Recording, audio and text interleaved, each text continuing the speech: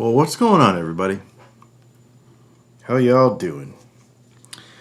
Well, I was gonna actually stream to Facebook tonight too, but it didn't work. I hope everybody's having a good evening. There is literally no point. I'm just gonna get this out of the way right away. There's literally no point to this live stream except to just hang out with y'all. And gonna update you on a couple of things we got going around here. And hopefully, I'll just fill you in on a few things. If you have questions, put them in there. We'll answer them. I encourage you to ask kind of off-topic questions, because that's sort of what I would like to do with this tonight, because we're literally just hanging out. We're just being friends. We're just doing friend stuff. Didn't know this was going down.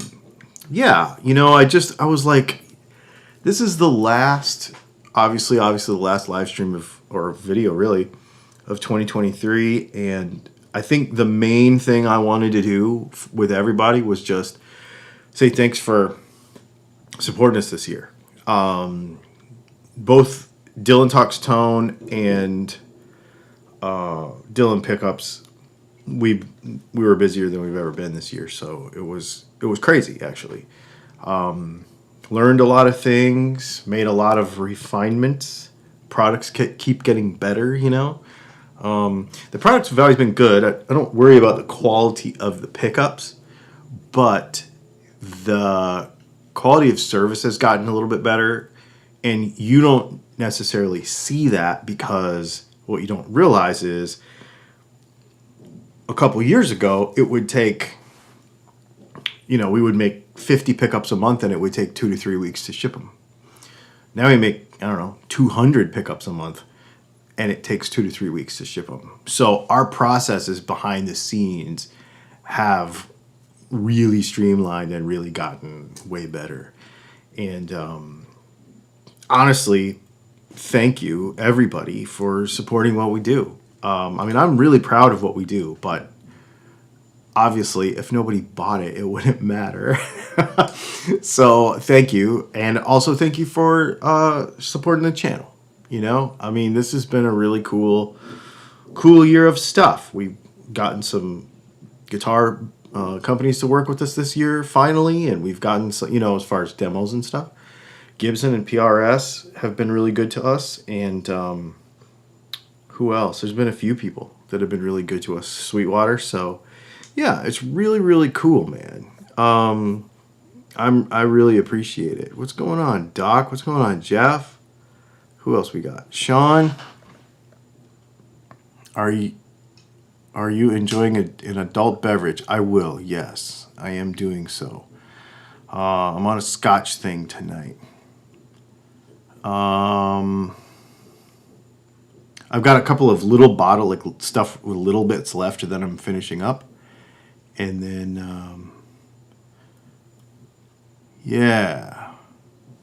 hang on. Just doing this quick to say hi to everybody. Rusty and Robert and Serge sent us a super chat. Man, just getting it started.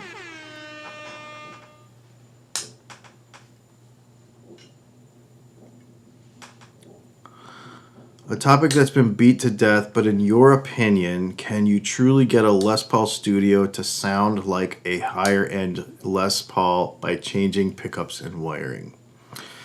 That's an interesting question. I think that you can pretty much get any guitar of similar scale length, similar construction, similar everything to sound like whatever you want. Just put the right pickups in it and right wiring and stuff. So if that's something that you want to do it.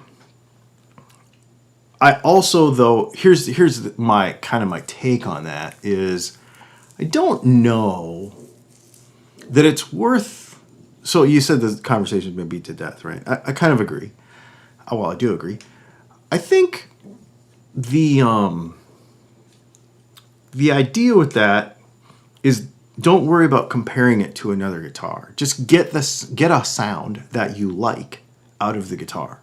Don't worry about getting it to sound like another Les Paul, because that's kind of chasing a dream, you know. Just get the thing to sound like you want it to sound. That's what I would do. I think people get it's interesting how people get really hung up on the costs of things. And, you know, this guitar is more expensive than that one. Is this one worth it or whatever? And what I figured out this year, and I've been trying to kind of like be able to enunciate this better, you know what I mean? I think premium products have a certain feel to them. And this goes across to all industries. You know, of course, I'm a big, oh, well, okay. So I didn't even plan this, but I'm a big pocket knife guy, okay? This is a Chris Reeve Sabenza. This knife is not cheap. This is the most expensive pocket knife I own. You know, a cheap knife will cut stuff, right? It will. In fact, you can get a $100 knife with the same blade steel. So it can be just as durable. It can be just as whatever. But the feel of it and the user experience changes as the product gets more premium. Sometimes people like to spend the money to get that premium feeling. Other times, people don't feel that getting that premium feeling is worth spending the extra money for. So all they want is a pocket knife with an S45V blade in it that performs relatively the same for a fraction of the cost of this knife.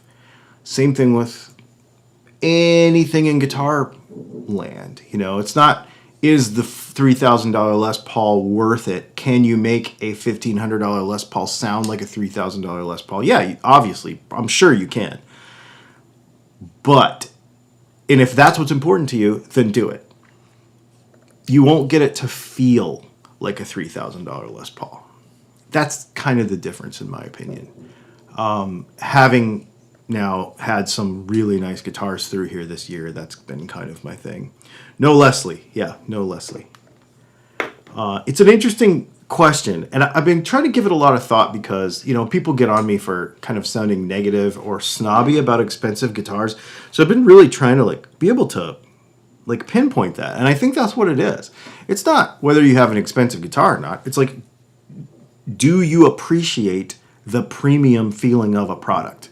If you are, and I don't mean this in a negative way, if you are a person who does not care about a particular feeling of the finish or of the nibbed fret ends, for example, or of the whatever, and if you just want a Les Paul, then don't buy an expensive one. It's actually saving you money that way because then you're not buying features that you don't personally appreciate. At some point, when you, if, because not everybody has to, you get to a point where you appreciate those more premium feeling things, or you want to dip your toe into them, then spend the money, and then it will feel more worth it. But if it's something that just goes over your head because you don't really care about it, then save yourself the money. And there's no difference to me, in people put too much status or like, you know, on that. You know what I mean? So I think you got a healthy thing going there. I've been trying to think about that, like, what's the healthier way, like mental health wise and community wise, to look at this stuff.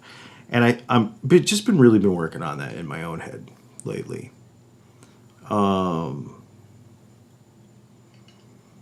What can I do to boost your overall gig this year?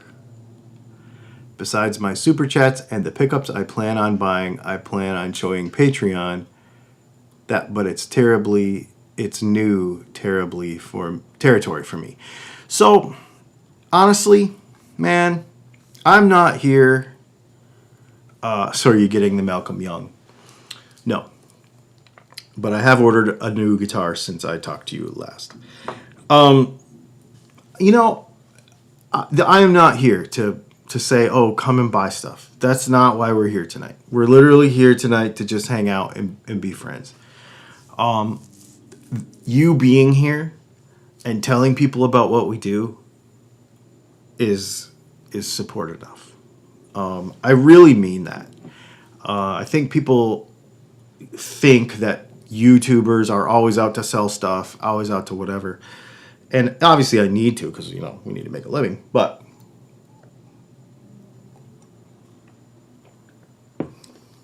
some of you who have met in person know that absent of any conversation about product or guitars at all, I still want to be your friend.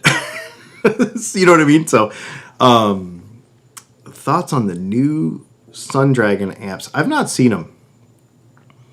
Have you played a guitar with a compensated nut? I do. My McPhersons have compensated nuts. And no, I can't tell the difference. And the reason you can't tell the difference is because they work. It's one of those things that if the nut is set up properly and it works, then you don't know the difference because it's in tune. You know what I mean? It's either in tune or it's not. So it's more in tune or it's not. It's not more tune or less in tune. It's just in tune. I don't understand the whole idea of compensated nuts. I had a couple of them actually in the past too. And I don't know. I like my 490s. Dude, the 490s that were in that modern Lite were really good. Really good. While I've got you here, I should say the one thing I want to plug tonight, if nothing else, is our other YouTube channel. The youtube.com/Dylan and Leslie. I put a link to it in the description. If you don't click on any other link or buy anything, if you would subscribe to that other channel, I would really, really appreciate it. That's something that I would do.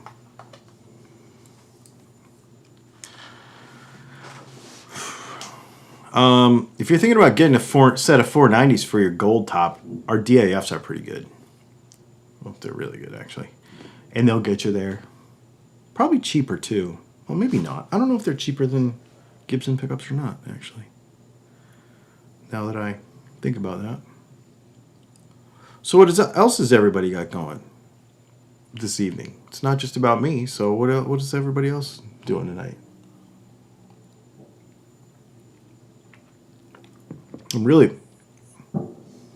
What's that channel about? It's just all the other off-topic stuff that go on in our life. We have a bunch of interests outside of this. About outside of guitars, obviously. So, and we can talk about some of that stuff tonight. Normally, I wouldn't, but I am talking about it tonight because that's kind of what we're doing here. And I encourage, honestly, tonight, I encourage more off-topic conversation and questions and anything about anything not guitar related that you want to know about us and what we do and that kind of stuff. Just to kind of build community. So if you have those questions, please ask them. So the other channel, it started out like 10 years ago. We had a company that was doing business consulting for other social media driven companies. So like if you were trying to start a company and you were starting a business with it needed a social media presence, we would do consulting and help you start YouTube. And I'll give you an example. One of our clients was Rectech Grills. They're here in town. They're local to us. And so they did not have any social media presence. Their social media presence is amazing now. They have a whole team. Well, I've played music with the guy that they put in charge of that. And he called me one day and he's like, hey, can you help me with this? So Rectech was one of our clients, for example. And so if you go on their Instagram, you go on there, all those programs that they've got going now started with me and Matt sitting down in a room and sketching it all out and planning and all that kind of stuff. So that channel was a lot of that stuff 10 years ago. And then once we sold our house and we got into a motorhome, we were just like, you know what, let's just do lifestyle stuff. Let's just show people, because we have this guitar channel. And it's funny, like, people want to think that all I do is breathe and eat and bleed guitars. And I just don't, man. I just don't. I love them, but I don't think about them 24/7. I'm just not obsessed like a lot of people are. Another super chat. Thanks, man. That was one of the best. Thank you, Sarge. That was one of the better explanations I've heard and makes complete sense. Knife analogy worked great too because I like my Benchmade, not because I'm snobby, because it feels great. Yeah, it's just a... And, you know, if you don't understand it or if you don't get it personally, there's nothing wrong with you. You know what I mean? Like, I think a lot of people think that if I say I like Les Pauls and you like Epiphones, that I'm talking down to you. I'm not at all. I understand your desire for that particular instrument. I don't want one. And like you said, it's not because I'm snobby. It's because I like things about that guitar that the other guitar doesn't have. And they may not be worth it to you. So the whole "is it worth it" thing is the dumb question. Do you like it is the right question. Is it worth it is the dumb question. Because if you like it, then it is worth it. Easy peasy.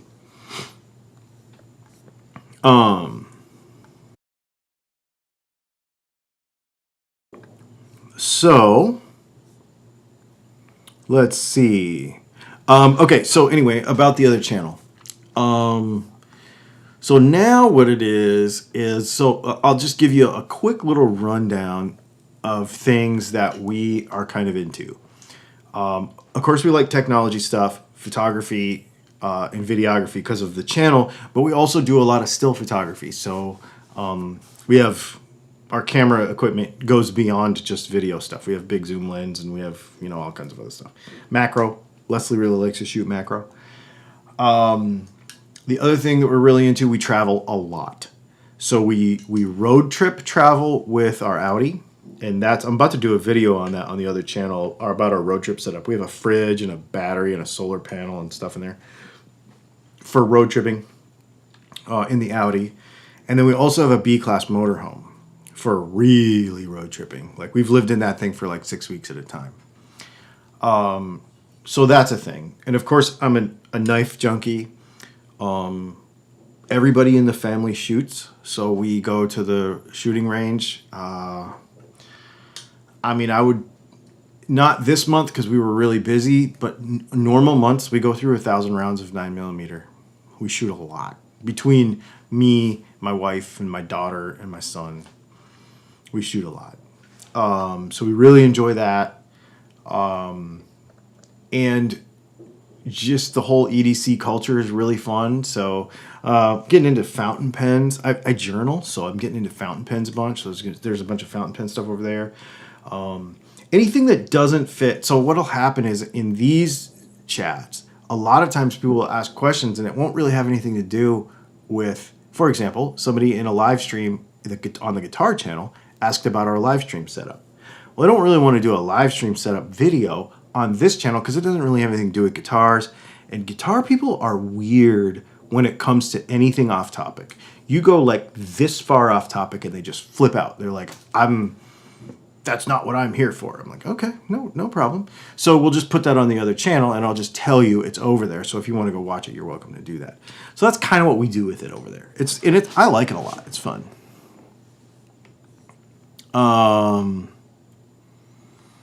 Happy New Year. Please post a link to the other channel. It is in the description of this video, second line down, I believe. Try the Canik 9mm. Yes, I have a Canik SFX Pro. I have a Canik Mete SFX Pro 5-inch. The compensated competition one. I have one of those. And it's phenomenally good. Mont Blanc, yeah, I have what is that? What is it called? The Mont Blanc something duo where it's so like the back half of it is resin, and then the unit this part of the pen is brass and platinum. And then it's a Star Walker, so it's got the little globe on the back. There's actually, we just produced a video. It's up there now, I think. I just put it up the other day. My entire pen collection, which is not big, but I nerd out about everything. So like, if there's something and I want to learn about it, I'm gonna like dive in and I'm gonna just learn everything there is to know about it. And I'm really new to the fountain pen thing. My Mont Blanc is actually a ballpoint. Because I bought that in Vegas a few months ago before I bought any fountains. And so I'll probably be getting a Meisterstück, but I don't know because there's other stuff that I like. So that's pretty cool. You have a TP9 SFX. Oh, that's cool. Yeah, very cool. Do I like watches? Absolutely, I like watches. I have this one right here. So here's the thing. I typically default to my Apple Watch because convenience, because notifications. Like, well, I don't know about the new thing. So Rusty Fenders told me about this when I was in Colorado last time. Rusty Fenders is in the comments right now. But the new thing where you can like pinch and you can like do all the gestures and all that stuff. So I'll be sitting here winding pickups and not have two hands free to like fast forward my podcast or to answer a text message or to talk to Siri or whatever. So I do all that stuff with my Apple Watch while I'm working. But like right now, this is a Citizen Eco Drive that I've had. Oh man, I've had this watch for probably, it's really beat up. See it all worn on the band. I've had this watch for a long time, and I really like it. I have tons of watches though. I'm a Movado freak. So, think you could magnetize that knife and wind it? That's a good question. My recent fave is my Les Baer. Oh man, you got a Les Baer 1911. Wow, that's cool. I've been thinking about an Ed Brown, but I don't know. So here's the thing. I want a 1911. I really want a 2011. But there's no real practical reason for it, right? It's like a $6,000 guitar. It's like, it's so cool, and I want one just because it's cool. And I'm like, okay, do I want this thing? Yes, I definitely want it. We were in our local gun store where I bought a CZ Shadow 2 a few weeks ago, and we were in there, and my wife was like, "What is this?" And it was a Nighthawk, black and rose gold, and she has a black and rose gold thing. She actually has a Sig 365 XL, but it's the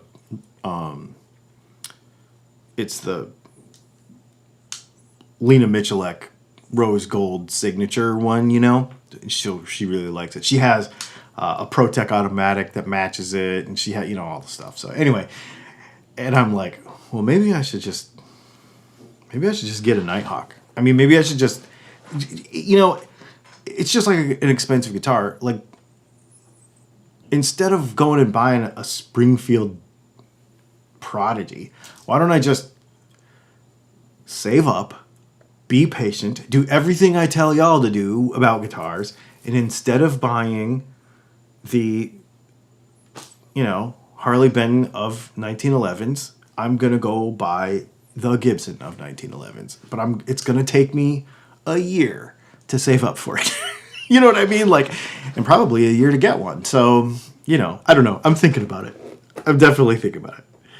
Let's see. Rusty Shackelford. Thanks for the super chat, dude. Thanks for the help Frankensteining those humbuckers. I had to heat the Super 8s to get the magnet out. Reheated both sets until I saw them wax melt a little. Time will tell if I killed them. If for some reason they get super microphonic, just let me know. Well, I don't want you to have something you don't want, so you just let me know.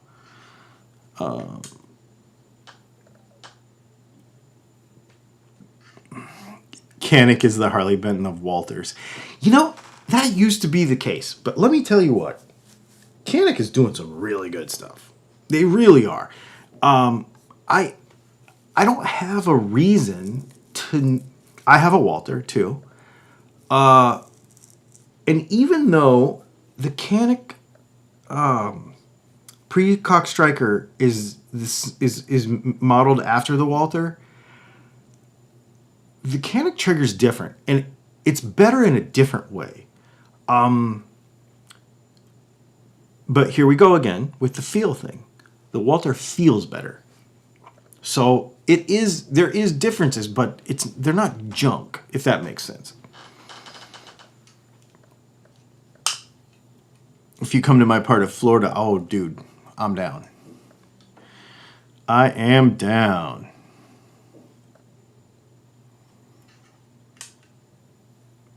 I am down. I love that. Seiko automatic. I have a Seiko automatic actually. My grandfather was a banker in the 80s. He retired in 1990, and he was the president of a bank. And so he always dressed super sharp. And back then,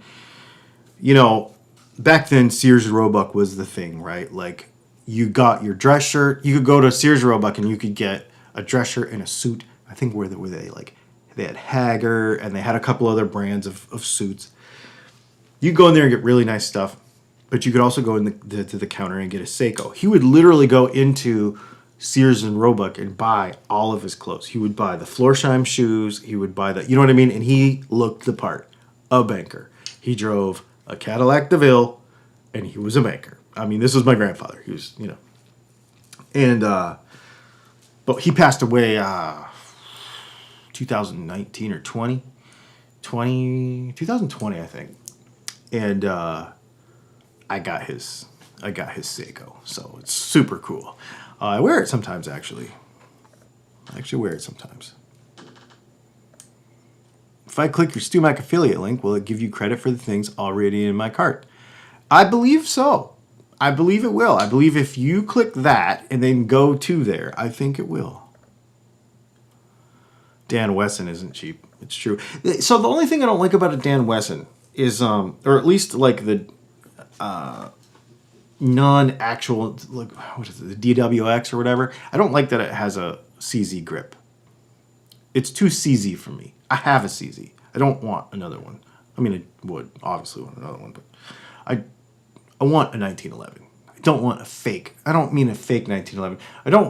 I just want a real 1911. You know what I mean? Like, not something that is kind of like one. Yeah.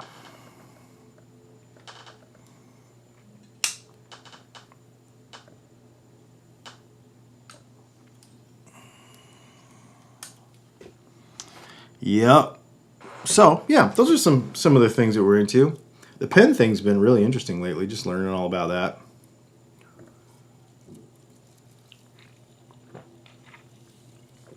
Sounds like I need to hang out with Tom Fielder. He's got some friggin' nice guns. Well, let's see. Yeah, I don't have your collection. I have the bougie the bougie 9mm collection is what I have. I have a bunch of 9mm. So I have I'll have some non-bougie ones too. I have let's see. I've got a few. I've got a Walter PDP compact, just like a normal kind of carry gun. That's not fancy or anything. I've got a Smith & Wesson 2.0, the new one. It's the polymer frame though, but it's a 5-inch compensated barrel. It's the Performance Center one. I've got one of those. I've got a SIG Spectre Comp 365. I've got my wife has the SIG 365 XL Rose, so it's got the TIN barrel and all the pink parts, and the good trigger and the good grip and all that. It's got rose like lasered into the grip. It's pretty cool. Let's see. I bought my daughter a 365 and we put the Wilson Combat grip on it, which is pretty sweet. She likes green, so we got a green one. I have a Shadow Systems MR920 Elite with, I bought their compensator because I have the threaded barrel, so I put their compensator on it. I have the Canic TP9, or the Canic Meta SFX Pro 5-inch comped. I've got there's another gun, CZ Shadow 2. I've got Springfield, just a Springfield XD, like a desk gun.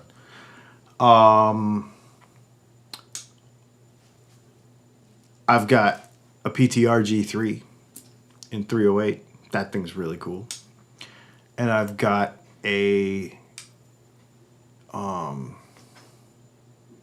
Aero Precision. I built an Aero Precision AR with like all the bougie parts and a really good trigger and stuff too. So yeah, I like stuff. It's fun.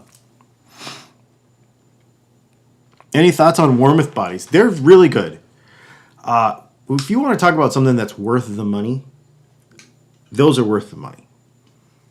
Don't totally skip Guitar Fetish. Like, don't even go there. Just save up a little more and get a Warmoth. They're really good. And their necks are really good too. What do you think about the G2110 Jet Cubs? You know, I was just looking at those last night, actually, because I don't have a Gretsch in the collection at the moment. And those are neat. I think they are definitely a very entry-level guitar. So I don't know where you are in your guitar playing journey, and I don't know what your budget is. If it was me, I would save up a little more and go for one of the Electromatics or something that's kind of, I don't want to say more a real Gretsch, but those are kind of, they're Gretches because they have the brand on them. But they're not in the spirit of the brand. You know what I mean? So it just depends on what you want. I mean, obviously, if you think they're cool, get one. I'm not telling you not to get one. But I just think that there are other guitars that are, relatively reasonably priced, like, $600 or something, that are kind of more in the spirit of the brand, if that makes sense, than those Jet Cubs. They're cool. Don't get me wrong, they're cool. But I don't know. That's just kind of my thought. If you're going to invest 10 grand right now, what would you invest in? Oh, I know exactly what I'd invest in. I'd invest in Dylan Talks Tone. I plan to do that in the next 6 months. We have, just so everybody knows, and I don't have enough firmly, and this is one of the things I want to talk about tonight is 2024. I don't have things firmly sorted out, but hopefully in the next couple of weeks here, we're going to have a very solid plan for the next phase of Dylan Talks Tone in 2024. Not only the channel, but also the shop. And I'm really hoping to be able to expand what we do. I really think that we're going to end up with... we have one part-time person now, probably another part-time or actually another full-time person, and be expanding what we do. So I can't say a whole lot about it now, but we will be bigger and badder and better and doing cooler things and doing things that only in the pickup industry, only Dylan Talks Tone does, that I'm very excited about. So it's a road I'm trying to go down anyway. I'm just going to say that. It's a road I'm trying to go down. And so hopefully it works out. But so I don't really want to say anything yet because, I don't want to speak out of turn or jump the gun or put the cart before the horse or whatever. All those things that people say. Boutique guitars. That may or may not be one of the things in conversation right now. mostly May. I have not tried a Grover Jackson. No. It's really hard. We've built a lot of guitars. The video that you're going to see tomorrow coming out is my first guitar I ever built. That I built for a customer. It's right there. I'm not going to show it to you right now because it's coming out in a video tomorrow. But it came up for sale at a local guitar center. Weirdly. I don't know how it happened. But one of you, I don't know if he's on tonight, but one of you bought it. And I told the person, if you buy it, I will pick it up. I will go through it, do my treatment on it, make sure it's good. And then I'll ship it to you. If you could let me use it for a video for a few days and stuff before I ship it. So, the video that you're going to see tomorrow is going to be that guitar.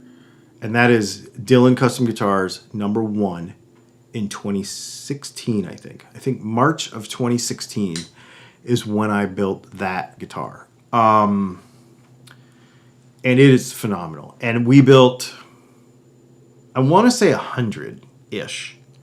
And they're out there. They're all over the place. We have a bunch in South America. They're all over the place. So it's something Leslie's like, she's like, why are we going to build guitars? But people ask me all the time, and they want them. So I don't know what the actual interest is. I'm going to tell you that they're going to start at $2,600, and they're going to go up from there. These are not garbage. And I'll tell you something else, too, in a minute. Super chat. Dean, thanks. Hey, finally got my parts castered together with your loaded HSS. Sounds amazing. Everybody should buy something from your store, dude. Thank you so much, Dean. I appreciate that. Do you think a full Warmoth build is generally less costly than the same build from Texas Toast? It's cheaper, but it ain't as cool. We're talking about cool factor. As knowledgeable as you are on many things as guitars, guns, etc., how do you say enough is enough and not max everything to its full potential? I geek over it, but I learned to fix my own gear. So I do have a max, and I'm aware of it. There are a bunch of things. There's a bunch of things that I don't do because I don't want to have another hobby, if that makes sense. I don't currently have a dog. I used to have an English Mastiff. I used to have a Rottweiler. I love big dogs. I don't have a big dog right now. And the reason I don't is because that's over the limit for us to handle right now. The things that I choose very, very... For example, the knife pen stuff. It all fits in a couple of drawers in my toolbox, right? It's not a whole nother room. It's not a whole, I have to build a house around it. You know what I mean? It's not that kind of stuff. I used to be in the power sports industry. I had to have a 2.5 car garage because I had 9 motorcycles to 15 motorcycles at all times. Could not park in the garage. Like, that dominated my life. Right now, guitar stuff dominates my life. We have 20-something guitars in this one room, and then we have a bunch in the living room, too. Well, actually, there's only 2 in the living room now. And we're in a 2-bedroom apartment, so I have to choose carefully. And the other thing is, and I know that a lot of people think, it's kind of funny, we go through these things where people will say, you must be faking it or whatever, but Leslie and I have been married, next month will be 11 years, and we really do get along as good as it looks. I've never raised my voice at her. She's never raised her voice at me. We've never been like angry with each other. We don't fight. We just don't fight. We don't argue. We don't anything. And we are together 24/7. So like, I mean, I really like her. Like, and she really likes me. She is my best friend. Her desk is on the other side of that door. Like, we are literally together 24/7, and we love it. As hard as that is for other people to believe. It's real. It's really true. And so the reason I'm bringing that up is because the hobbies that we get into, I'm being more cautious about the ones that I pick. Not cautious, more selective about the ones that I pick because it allows us to spend time together. And so, she comes shooting. We go shooting together, for example. She has a knife collection too. All hers are purple bodies with black blades. Like, she has a theme, and they're in there. Well, she has a couple rose gold ones too to match her gun. But she, she's and she likes coffee. We got the whole crazy coffee setup. I just bought a cold brew tower, which is so cool.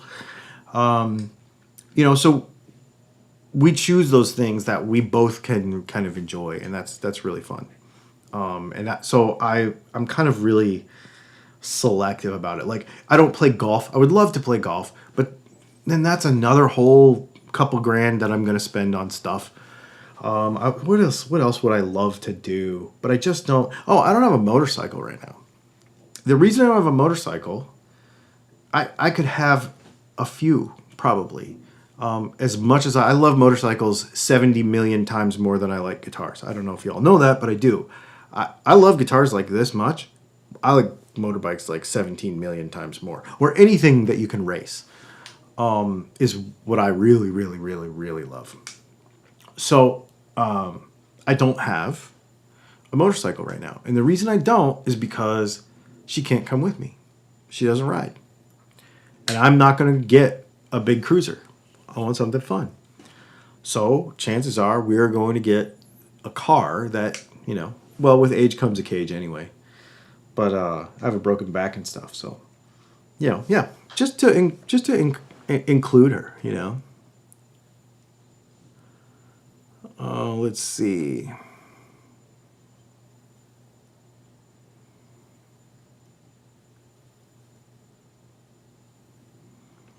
With all the knives and guns around the house, of course you get along. That's super funny.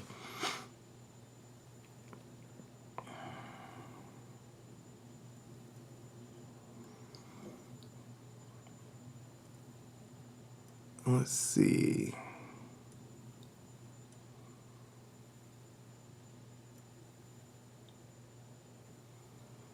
I have a Texas Toast guitar coming, actually.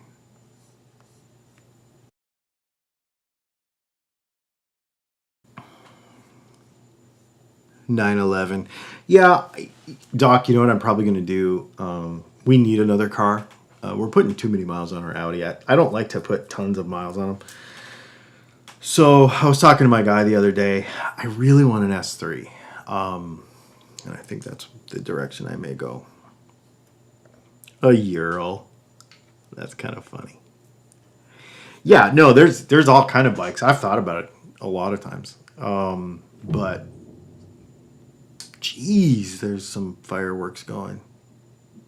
That sounded big. Whoa. Coffee and his addiction to mine. The Paisley one. Yeah, I'm waiting on it. I can't wait.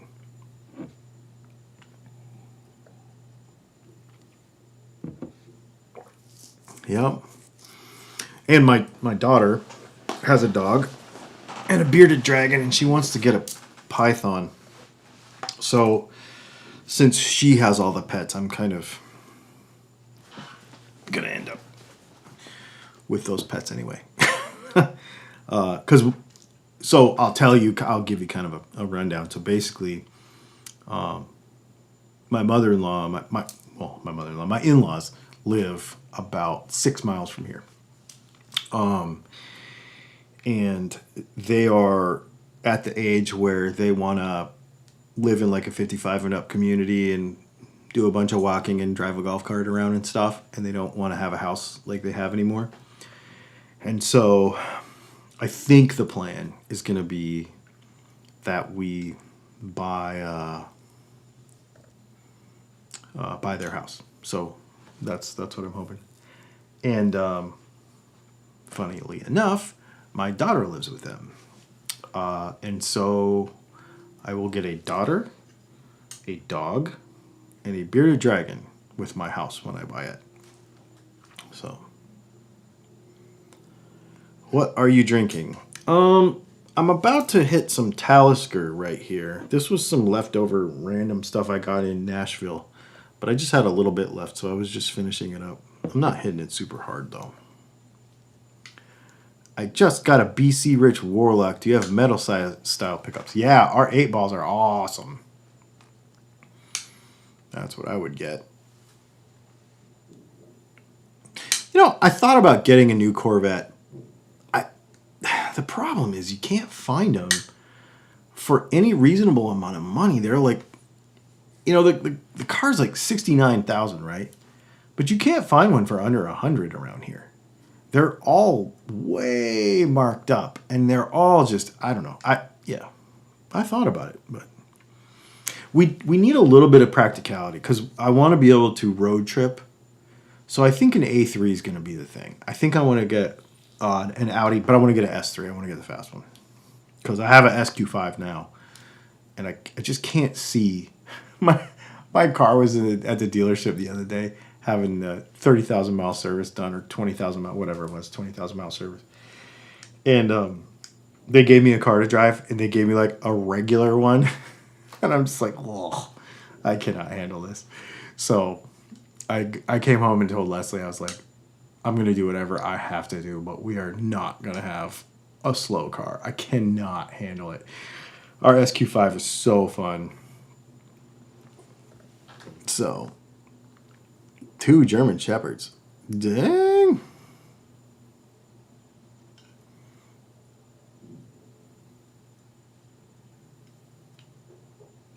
I want the last Corvette that had the flip-up lights, a C5. Yeah, my dad's got one. My dad's got a, I don't know what it is. I think his is like a 2003, maybe? C5 Corvette. He bought it for like 15 grand like 3 or 4 years ago before the new Corvette came out, and now all those cars are worth a ton of money. His is a 6-speed too. It's pretty cool. Yep.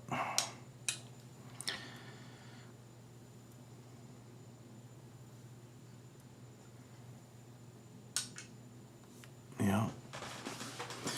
Anyway, yeah, man. This is fun. Dogs are too country. Cats are better for metalheads. I mean, I get your point. I do get your point. I live in Georgia, though, dude. It's pretty country around here. Everything's pretty country. I was teasing my daughter about how slow she talks today. You'll need some jorts and white New Balances if you're going to get a vet. That's why I'm not getting a vet, I think. I really do think so. Oh, yeah. No, I think I'm going to stay German. I've owned, I don't know. I've probably owned 55 cars, something like that. And I've had just about everything there is European, and I can't get away from it. Every time I go away from it, I come back. I had a bunch of Toyotas I had a couple Tundras and a 4Runner. I had a Jeep. Ugh. I almost bought a Gladiator. I'm glad I didn't.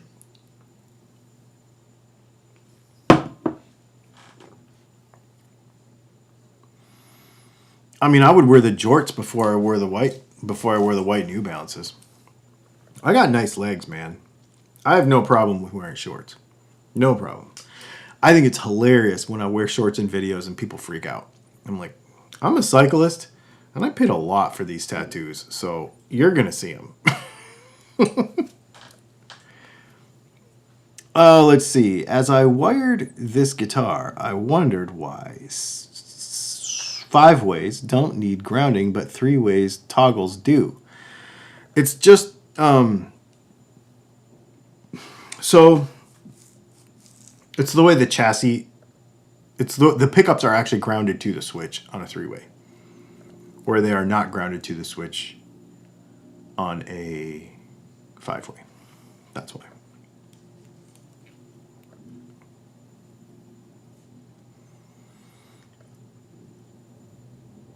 let's see.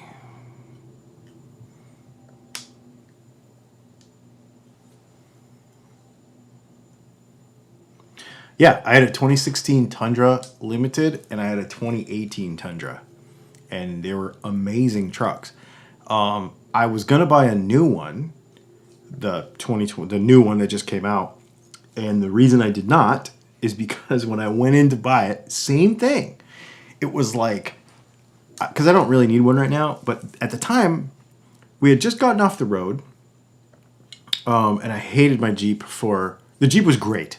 It was fantastic for towing behind a motorhome, doing all the motorhome things, right? Because I had a 38-foot Class A. And it was great for all that. Totally great. But to be a regular car, it sucked because it was a piece of garbage. Jeeps are like drywall screws and Rubbermaid tubs screwed together, and then they put an engine in it. And it's not the first Jeep I've ever owned, so, I mean, I can say this. I used to be a full-blown Jeep guy with all the stickers and the hats and everything until I bought a Land Rover. And I'm like, okay, no more Jeeps for me. Well, then I had to buy a Jeep to tow behind the motorhome. Anyway, tangent. But when we got off the road, I was like, I'm going to get another Tundra. Or maybe another 4Runner. So I was going to buy one of those TRD Pro 4Runners or buy another limited 4Runner, Tundra. Hybrid thing. Well, the truck is like $66,000. Okay? Well, you go in there, and they've got a $20,000 markup on it, and then they've got like 15 grand worth of accessories on the thing, and a bunch of other stuff. By the time I walked out of there, I was going to be spending $94,000 for a $64,000 truck, and I'm like, it's not reasonable. It just doesn't make sense. Everything was so marked up. Even the 4Runner was marked up like 10 grand, and I'm like, no, that's stupid. So I bought a Honda Accord and drove it for a year and hated it. You know? So, and then I bought my Audi.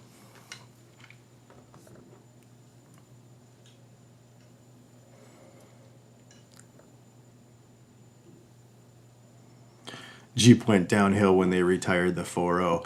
So my first Jeep was, I had the coolest Jeep because it was the best of everything. So in a weird way, I built it, but it was a 1987 YJ, which basically was the old body. So it was, and I don't even mean the new YJ body. It was still an AMC YJ body. And it had the AMC 258 straight 6 in it, not the 4-liter. But I had the Mopar Performance fuel injection on it. So it made wicked tons of torque, plenty of horsepower. My buddy converted his 4-cylinder Jeep into a V8. So I took all his axles, because the V6 Jeeps were like 373s or whatever. But the 4-cylinder Jeeps were 411s. So I took all his axles, put Detroits in them, built up the axle housings, did all the stuff. I put, I don't remember. That thing was worth a house. I say it was worth a house because I sold it to buy a house. But it was phenomenal. We'd go to Moab and all over. I lived in Arizona at the time. Man, that thing was really, really fun. But it was like driving a tractor. You know what I mean? But that's what you built it for. I drove it around town and stuff. But, you know, going around corners because it's got lockers in it and all that. But I love that thing. But every time you go four-wheeling on Labor Day or New Year's Eve or something, it costs you $1,000 because you're breaking an axle or you're blowing a clutch or you're doing something expensive. Because we broke stuff because we used them hard. And yeah, I sold that for a down payment on a house. But yeah, that was a long time ago though, actually. Yep.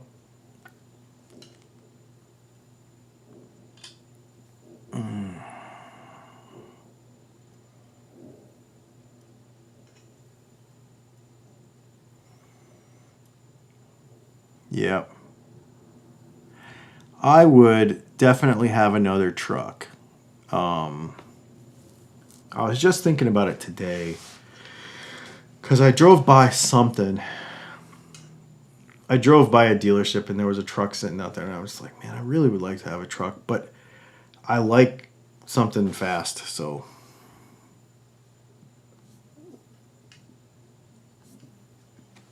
Yeah.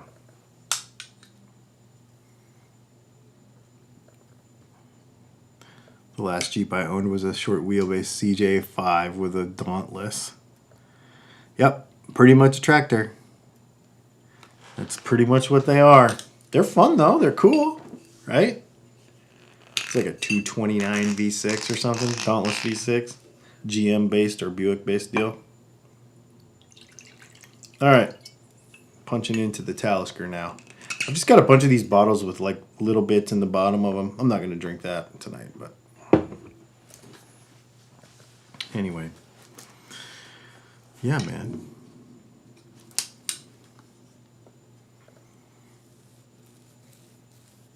What else we got? Ask some more questions. A TRX? I thought about a TRX. I did. I just don't know if I want to spend that much money for a truck. It's like, why does that stuff... I mean, I understand why it has to be so expensive. Everything is expensive now. But I don't know. To tell you the honest truth, the other day, I'm watching Cletus McFarlane YouTube channel, because I watch all his videos. And he bought that F-150 four-wheel drive work truck and lowered it and put like DOT slicks on it and put a Whipple supercharger on the Coyote engine that's in it and made like a 9-second truck out of it. And I was like, that would be really fun.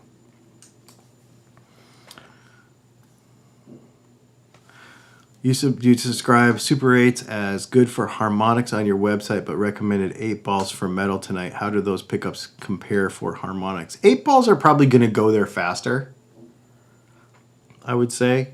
But 8 balls are a little more mid-rangey because they have a very similar wind to our center punch, and so they're a little more mid-rangey. So for... Yeah.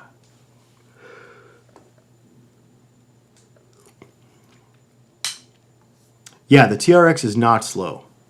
That is definitely for sure. Yeah. Terry Himes, honestly, the TTG guys and Dylan and the new friends I've made in the last 2 years really saved me. Oh, yeah. You must be talking about what I think you're talking about. Dude, you know, that's what I love about all this. I'm not going to... I'll allow you to... elaborate on those details, but I will say, you know, because that's not my story to tell, but I will say that the community that we've built, and I talk to Matt all the time about this at Texas Toast Guitars, how what we're doing is almost more important than, because he asked me last time, he was like, is it still worth it for you to come out here and do this? And I was like, you know, I kind of don't care. We're doing fine. We're making pickups. We're doing the thing. This is what we're doing. This is our life. And it's okay. Is the thing going out to Texas Toast Guitars and hanging out with them worth the money? That week, no. It's expensive. Cost me a lot of money to do that. Is it worth it money-wise the rest of the year? Absolutely. Is it worth it for the community and the friends and the taking this thing beyond just selling a pickup to a guy? Definitely. And that to me is worth it. That's what we do. And I'm really proud of that. Like, what we do here is more than just selling a pickup or making a video. And I know that people think that I'm like super snobby about stuff and harsh about stuff and whatever. And I was actually thinking about this morning because I was like, first of all, my Facebook page is a dumpster fire right now. And the reason is because I have a pretty dark sense of humor, and I think stuff is funny. Well, guess what? Guitar players don't think stuff is funny because they think you're like attacking their mama when you say EMGs make all guitars sound the same. If you say EMGs make all guitars sound the same and you put it in a meme because it's funny, all of a sudden I have killed somebody's puppy, I have cursed out somebody's mother, I have whatever. And what's interesting is it doesn't happen here. You all are really awesome. And when I say you all, I mean everybody too that's not here tonight for this live stream, who may be watching this afterwards, who may be commenting on all 1,300 videos that we have. YouTube, the YouTube audience, for the most part, is phenomenally awesome. Facebook's a dumpster fire. I don't understand the difference. That's why I wanted to stream on Facebook tonight, but it didn't work. So, but man, it's so weird. It's totally crazy over there. But everybody gets mad about everything, and here it's just like fun. I don't know. Mr. Goat. All y'all are my tribe. Much love and all the best. Thanks, Mr. Goat. And thank you for the super chat, dude. Yeah, you know, it's funny. And so, okay, Tom, you said that you were reading and you were laughing the whole time. And I'm like, you know, I made that little short the other day where it was like, this is what my phone actually sees. And one of the things that's funny, I think people, they're like, you get so easily triggered. You need thicker skin. You need whatever. And I'm like, I don't think you realize that I'm not upset. I think it's funny. I mean, I'm laughing all the time. Like, anytime I read the comments on anything, I'm like, this is hilarious. Like, these people, hilarious. I don't get upset about stuff, like, ever. I just don't get mad. The only person I get mad at is me. If I go to do something and I fail at it, and I try it again and I fail at it again, I start getting mad at myself, and that turns into a negative spiral that I have to get out of. But I'm the only person that I do that to. I do not get mad at my daughter. I do not get mad at my son. I do not get mad at my wife. I do not get mad at any of you. I don't get upset about anything, ever. It's not, my brain doesn't do that. But I think people think I am easily triggered because I always have some sort of response. And I don't think people are ready for people who have an actual response to some meaningless BS. I'll always come up with something to say. And the person with the right sense of humor will think it's funny. The person who takes everything too personally will not think it's funny. And I think that's where the problem lies. Because I don't get mad. I just don't get upset. Like, it doesn't make me mad. Because you know why? I'll tell you why. I just block you. I don't, but I could. I don't have to be mad. There's no point for me to get upset because I just block you. It's not that hard. You just are not in my life anymore. If that's the case, you know. I never do that though, because blocking people is I'm a huge freedom of speech person. I think that you should be able to tell the world that you're an asshole so that I can avoid you. You know what I mean? That's the way I look at it. Like, if you say something that offends me, I don't want to censor you. I want to identify you, if that makes sense. So I don't really block people. The only time I'll block somebody is when, racism, first of all. I'm Native American. And like the other day, somebody started telling me that I didn't deserve to be here because the Native Americans got beat. And I'm like, you're out. See ya. Dumb. Nobody needs that. Right? Nobody needs that kind of crap.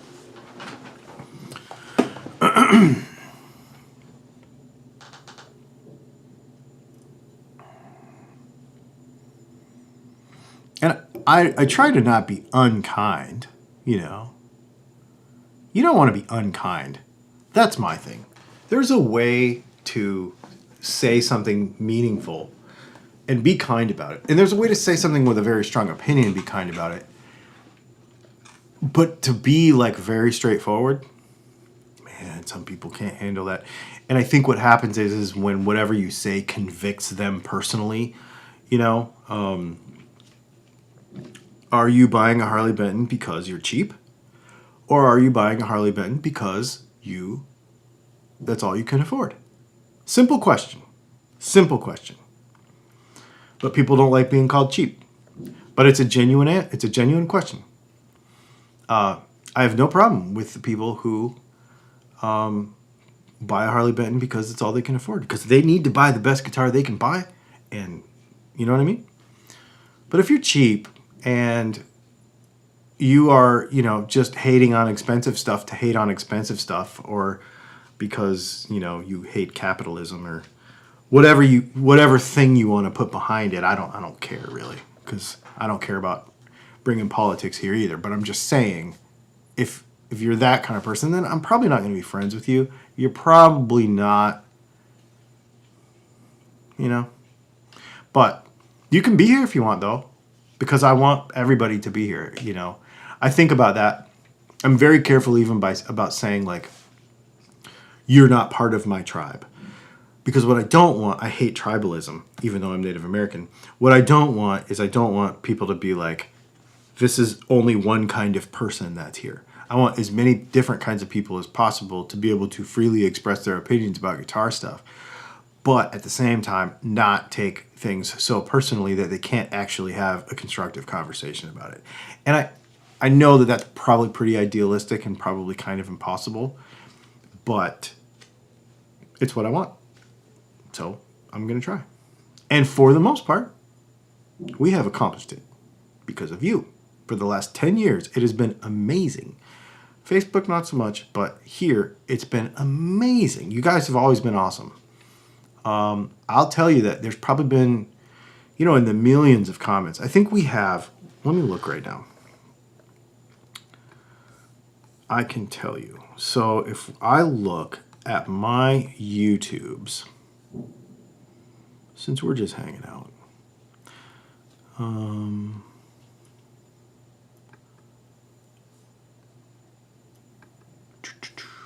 let me see. I want to see how many total views on the YouTube channel we've had all time. I'm just kind of curious. I think I know it's like 10 million, but I could be wrong. Let's see. Lifetime. Oh, no, it's more than that. 13.9 million. That's pretty cool.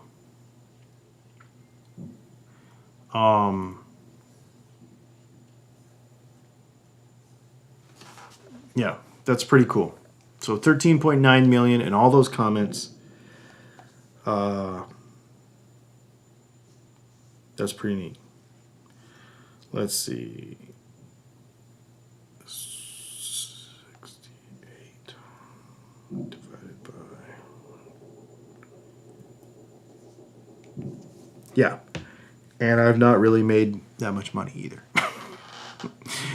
From YouTube. I was just looking at the all-time stuff. 92,400 subscribers. We're getting close. That's pretty neato, man. I'm pretty stoked on that.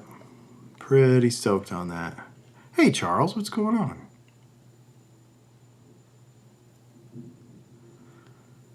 Let's see. Oop, Galaxy Stranger. I think I missed your super chat.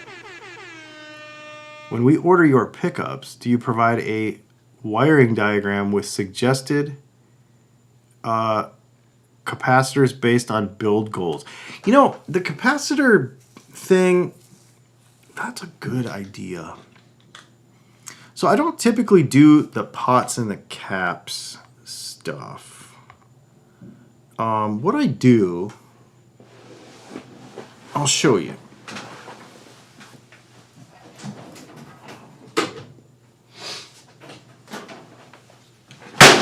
whoops. In every order comes one of these cards. And you scan this card with your phone, and it takes you to a web page that has all the wiring diagrams and color codes for all of our pickups. And there's also some wiring diagrams, I think, for like 4-way tele wiring and stuff like that. I have been working on expanding that, though. So that's a good idea, to put some tonal recommendation stuff. That's a good idea. I like that idea. Ordered the green Squire from Fender, slant 6 in the near future. Awesome. What are your feelings on Epiphone SGs? Don't recall you ever doing a review. See you doing a review. This is the same thing. If you if that's where you're at and you want an Epiphone SG, get one. Their stuff is really good. Epiphone and Gibson are both putting out the best stuff they've ever put out, and it's good. I would, if you have the means to buy a Gibson, do it. You will not regret it. If you do not, buy the Epiphone, and you will also not regret it.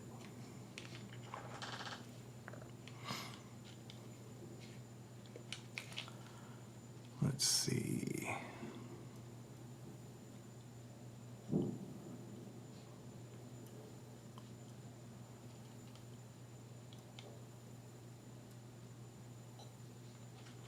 You are phoneless in 2024.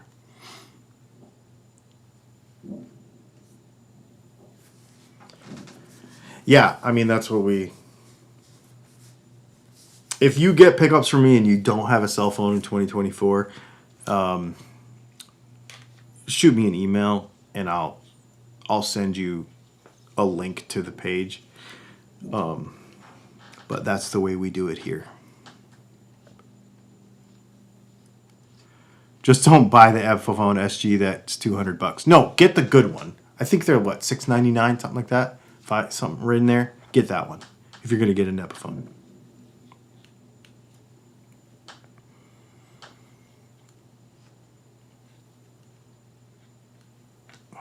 Wow, 2023 was a big year for me. 70,000 views on YouTube. That's cool, dude. Dude, that's killer, man. That's so cool. Here's what I'm gonna tell you. I've been doing this for 10 years, and it didn't start to go really until 2019. I think it took from 2010 or 2013 to 2019 to get to 100,000, to get to 10,000, to get to 10,000 subscribers. And then after that, it went, well, it's slowing right now. We're getting about 900 subscribers a month, which I really wish that was 3 times that right now, but what can I do? I just keep making cool stuff.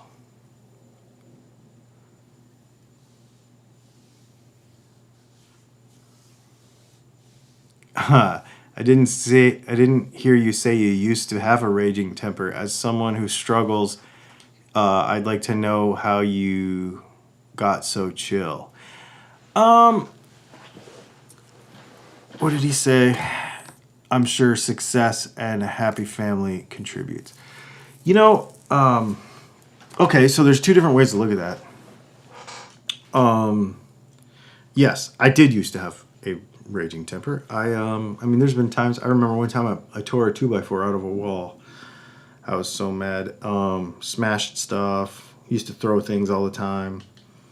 I think for me,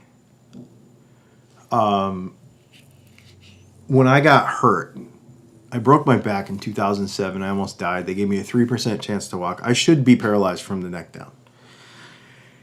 That really, and then I almost died again, because that led to a pill addiction that almost killed me. And my life completely was at the most money I've ever made in my life, the most successful I'd ever been to that point.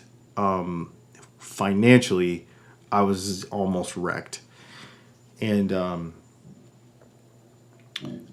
so I think for me, it's just like every decision that I make now is to, I don't know. I'll give you an example. We joke all the time about how much fun we have grocery shopping. It's the dumbest thing.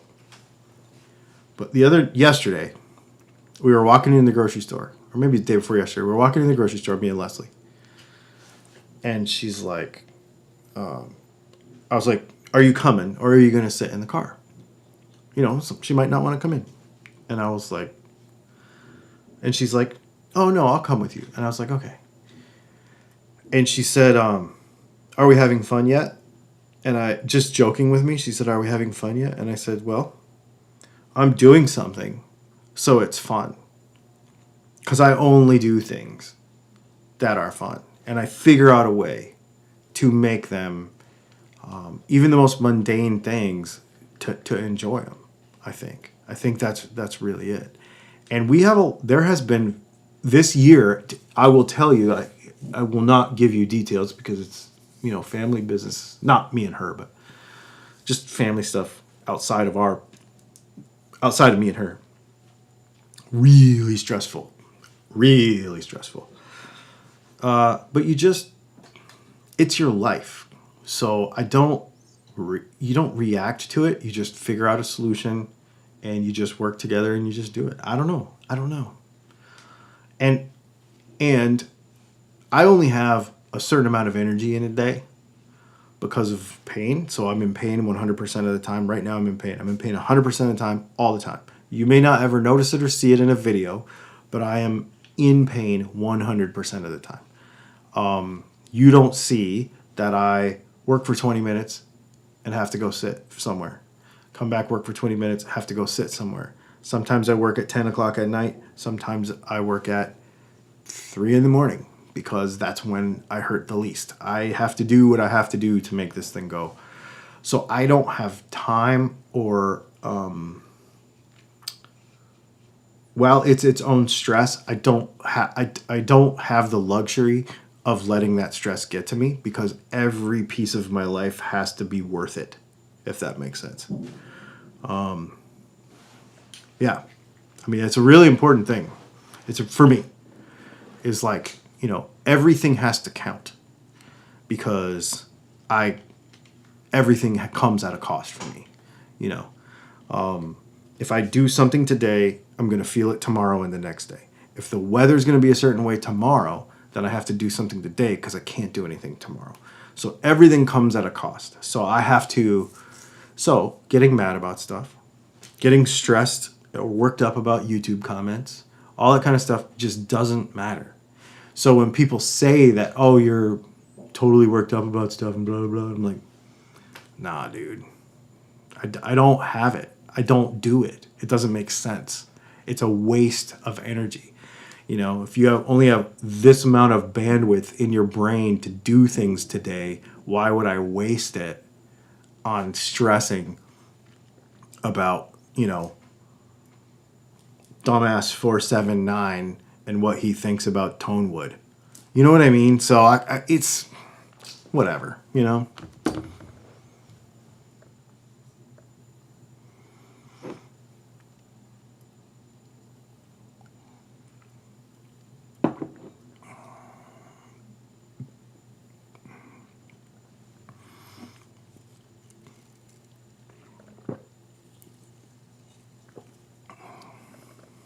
Is that a gun on the shelf? It is. Yep. It's my SIG. I'm not going to show you, though, because YouTube is weird about that stuff. So one of the reasons we don't put gun content on our regular YouTube channels, I think I'm going to do it on Twitter, actually, because Twitter's pretty cool about censorship.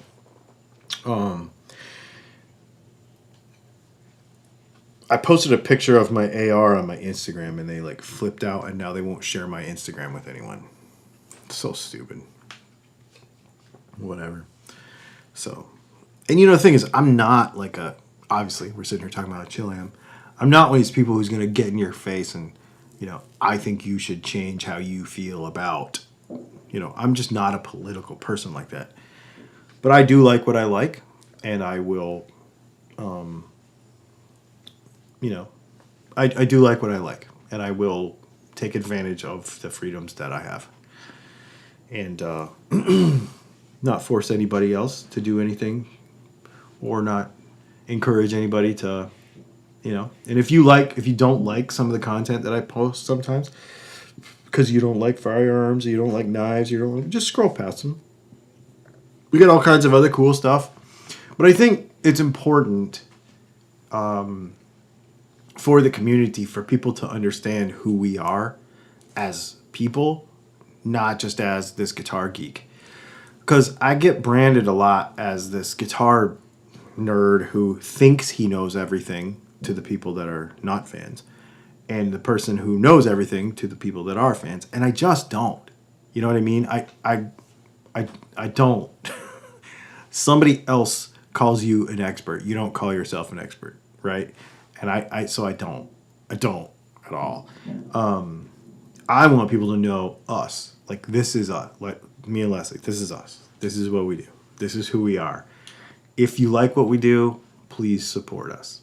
If you don't like what we do, that's okay.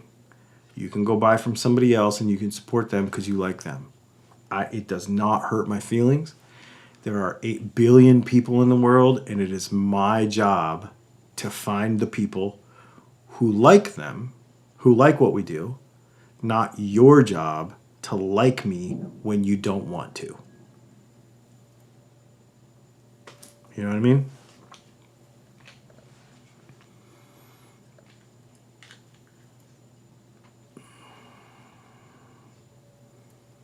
Oh, wow, you're a firearms instructor.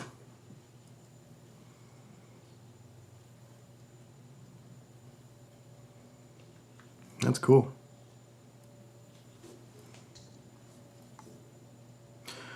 Well, I tell you what, you guys.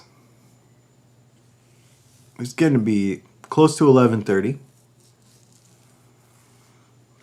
I might go watch the ball drop when...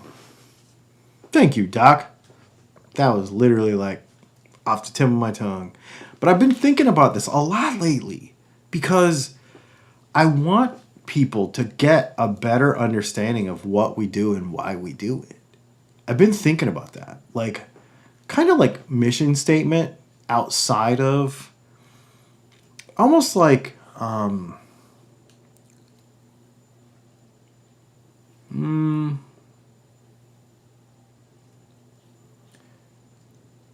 the products are good. That's not why you buy them. Not everybody, a lot of people make really good products. They do. Somebody asked me, I think Sean Cipher asked me, Mr. Goat asked me last night, if I didn't make pickups or if I didn't exist, what would you put in your own guitars? And I told him, there's people that make great pickups. There are. I'm proud of the stuff we do. We make the best P90s. There's no doubt about that. But I'm proud of all the stuff that we do. I think we make really good stuff. So, it's not how good my stuff is. It's not how does your stuff compare to other stuff. Is your stuff as good as other stuff? I don't care about that. Our stuff's good. It's really good. I will tell you right now, knock on wood, but we've made over 10,000 pickups. Okay? I know this for sure. We've made over 10,000 pickups. And I know that we have never had somebody try to return a set of pickups because they did not like them. Not one time in 10,000 pickups. So I know what we do is good. That's not what you buy. That's not why you buy stuff from us. That's not why you support our channel. I think the reason people support other people, this is why I support people. And I guess the reason why I do things is the reason I like to try to have people, it's like do unto others, right? I support businesses that I really believe in the people. I want to know the owner. I want to know where they came from. I want to know everything about them. And if I hear a story, Leslie will do this. We'll be in the car and she'll, I'll give you an example, okay? I'll give you an example. So many people can't stand Machine Gun Kelly. The reason I like him is because he's a lot like me. He gives 0 Fs and he's hilarious. And he just speaks his mind and he's crazy. He's a good rapper. His music's really cool. It's very unique. It's different than a lot of other pop metal kind of stuff. And I like him for the reason that other people don't like him. I think he's really neat. We're in the car. We're in Ohio, driving somewhere. When we're in a motorhome, we're in Ohio, and Leslie gets curious about Machine Gun Kelly. And so she starts looking, and she's like, "Oh, this is where he came from, and this is where he grew up, and this is, and he owns this coffee shop, and he does all this stuff with these charities, and he does all this other stuff." And we're like, "Wow, he's like actually got a lot more going than you see on Instagram or you see in hate posts on YouTube or whatever." Same thing, like she did a whole deep dive on, she really likes Taylor Swift, not because she really likes her music, but her approach to everything, how she's a machine. Beyonce, same thing. Jay-Z, same thing. Kim Kardashian, her help in the Innocence Project and all the wrongful conviction movement is unbelievable.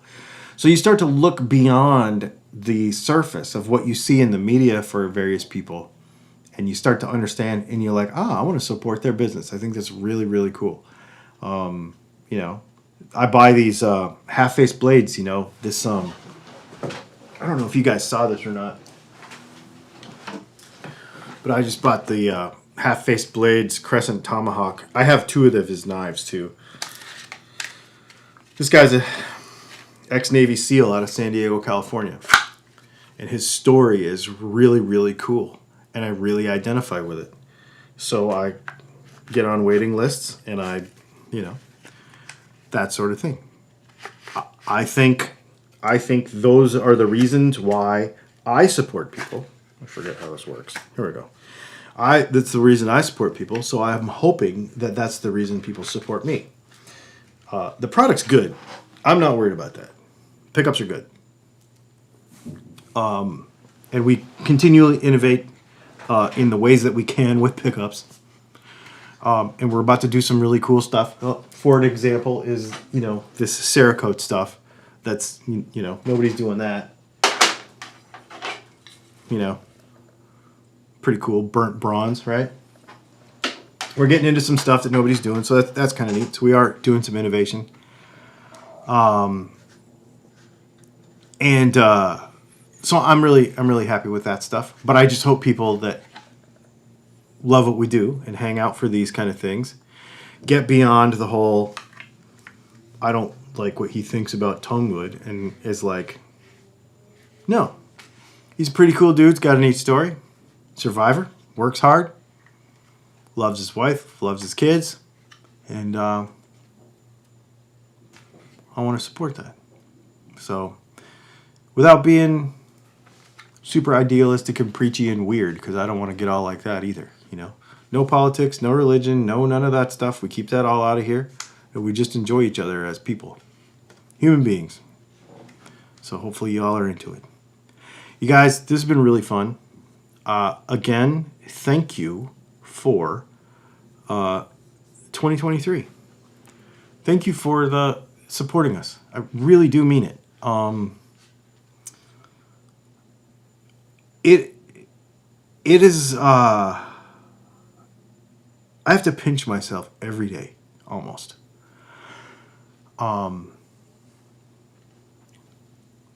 That I'm doing a thing that I dreamt of doing when I was a kid. It's crazy. And so I really appreciate you guys. And I appreciate their support. Somebody asked earlier what you can do to support us in 2024. Just keep doing the same thing you're doing. Just keep buying stuff when you think about it. Keep using the links in the description whenever you can. And keep watching the videos and share it with other people. Be like, hey, I found this cool video. Share it with somebody. You do those things, even if you don't want to spend any money. If you share a video, if you click on a link down below, even if you don't spend any money, it's really important to do that because, Sweetwater and all those places, they track how many people click on all that stuff and what products they click on. And so sometimes I'll get a call from Sweetwater and be like, dang, that video did really good. Nobody will actually have bought anything, but they'll went and looked around and they'll shop and they will bring them to the site, right? So just clicking around, even if you're not going to buy anything, is cool. Doesn't cost you anything. You know what I mean? So I appreciate all that support, and you guys are awesome. And we're going to have a Patreon hangout on Zoom tomorrow night at 8 p.m. Eastern Time. There's a level for YouTube members with the little join button down there, and Patreon at patreon.com/DylanTalksTone, where you can join over there. And we're going to have a live hangout at 8 p.m. Eastern. It's on Zoom with a camera on and everything, so it's like this, but way better. Way better. You can ask some of the people in the comments. They do it. And you also get, if you're a Patreon or a YouTube member, you also get 10% off of pickups and wiring and everything on the website except for t-shirts. Like the merch, I can't give you a discount on that because I don't make it. But everything we make on the website, you get 10% off. So $5 a month on Patreon save you $35 on a loaded pickguard. So things to think about. Thanks for hanging out, and we will see you tomorrow when I show you Dylan Custom Guitars #1.